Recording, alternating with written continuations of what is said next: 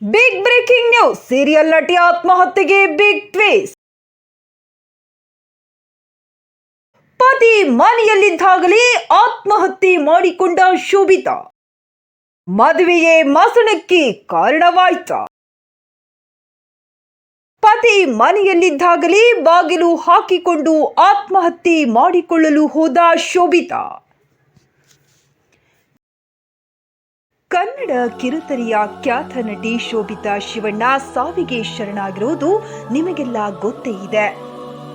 ಬ್ರಹ್ಮಗಂಟು, ನೀನಾದೇನ ಸೇರಿದಂತೆ ಕನ್ನಡ ಹಲವು ಧಾರಾವಾಹಿಗಳಲ್ಲಿ ನಟಿಸಿದ್ದ ಶೋಭಿತಾ ಹೈದರಾಬಾದ್ನಲ್ಲಿರುವ ಪತಿಯ ನಿವಾಸದಲ್ಲಿ ಆತ್ಮಹತ್ಯೆ ಮಾಡಿಕೊಂಡಿದ್ದಾರೆ. ಪತಿ ಮನೆಯಲ್ಲಿರುವ ಸಂದರ್ಭದಲ್ಲಿಯೇ ಆತ್ಮಹತ್ಯೆಗೆ ಶರಣಾದ ನಟಿ. ಕರಿಮಣಿ ಧಾರಾವಾಹಿ ನಿರ್ದೇಶಕ ವಿನೋದ್ ದೊಂಡಾಳೆ ಹಾಗೂ ಸ್ಯಾಂಡಲ್ವುಡ್ ಖ್ಯಾತ ನಿರ್ದೇಶಕ ಗುರುಪ್ರಸಾದ್ ಆತ್ಮಹತ್ಯೆಗೆ ಶರಣಾಗಿ ಇನ್ನು 1 ತಿಂಗಳು ಕೂಡ ಕಳೆದಿಲ್ಲ. ಅಷ್ಟರಲ್ಲಿ ಮತ್ತೊಬ್ಬ ಸ್ಟಾರ್ ನಟಿ ಸಾವನ್ನಪ್ಪಿರುವುದು ಚಿತ್ರರಂಗಕ್ಕೆ ಅರಗಿಸಿಕೊಳ್ಳಲಾಗದ ಘಟನೆ. ಹೌದು, ಶೋಭಿತಾ ಅವರು ಹಲವು ವರ್ಷಗಳಿಂದ ಸೀರಿಯಲ್ಗಳಲ್ಲಿ ನಟಿಸುತ್ತಾ ತಮ್ಮ ನಟನೆಯ ಮೂಲಕ ಛಾಪು ಮೂಡಿಸಿದವರು. ಯಾವ ಪಾತ್ರ ಕೊಟ್ಟರೂ ಅದಕ್ಕೆ ಅನುಗುಣವಾಗಿ ಪರಕಾಯ ಪ್ರವೇಶ ಮಾಡಿ ತಮ್ಮ ಆಕ್ಟಿಂಗ್ ಮೂಲಕ ಕರುನಾಡ ಜನರ ಮನ ಗೆದ್ದಿದ್ದರು. ಹೀಗೆ ಕಿರುತೆರೆಯಲ್ಲಿ ಒಳ್ಳೆ ಡಿಮ್ಯಾಂಡ್ ಗಿಟ್ಟಿಸಿಕೊಂಡಿದ್ದ ನಟಿ ಕಳೆದ ವರ್ಷವಷ್ಟೇ ವೈವಾಹಿಕ ಜೀವನಕ್ಕೆ ಕಾಲಿಟ್ಟಿದ್ದರು. ಕಳೆದ ವರ್ಷ ಅಂದರೆ 2023ರ ಮೇ 22ರಂದು ಶೋಭಿತಾ ಶಿವಣ್ಣ ಹೈದರಾಬಾದ್ನ ಸಾಫ್ಟ್ವೇರ್ ಕಂಪನಿ ಉದ್ಯೋಗಿ ಸುಧೀರ್ ಎನ್ನುವವರ ಜೊತೆ ದಾಂಪತ್ಯ ಜೀವನಕ್ಕೆ ಕಾಲಿಟ್ಟಿದ್ದರು. ಇದೊಂದು ಪಕ್ಕಾ ಅರೇಂಜ್ ಮ್ಯಾರೇಜ್ ಆಗಿದ್ದು, ಅಕ್ಕನ ಗಂಡನ ಸಂಬಂಧಿಕರನ್ನೇ ಶೋಭಿತಾ ಶಿವಣ್ಣ ಮದುವೆಯಾಗಿದ್ದರು. ಆದರೆ ಮದುವೆಯ ನಂತರ ಡಿಪ್ರೆಷನ್ಗೆ ಒಳಗಾಗಿದ್ರು. ಮದುವೆಯ ನಂತರ ಹೈದರಾಬಾದ್ನಲ್ಲಿ ಇದ್ದ ಕಾರಣ ಶೋಭಿತಾ ನಟನೆಯಿಂದ ದೂರವಿದ್ದರು. ಈ ಕೊರಗು ಅವರನ್ನು ಸದಾ ಕಾಡುತ್ತಿತ್ತು ಎನ್ನಲಾಗಿದೆ.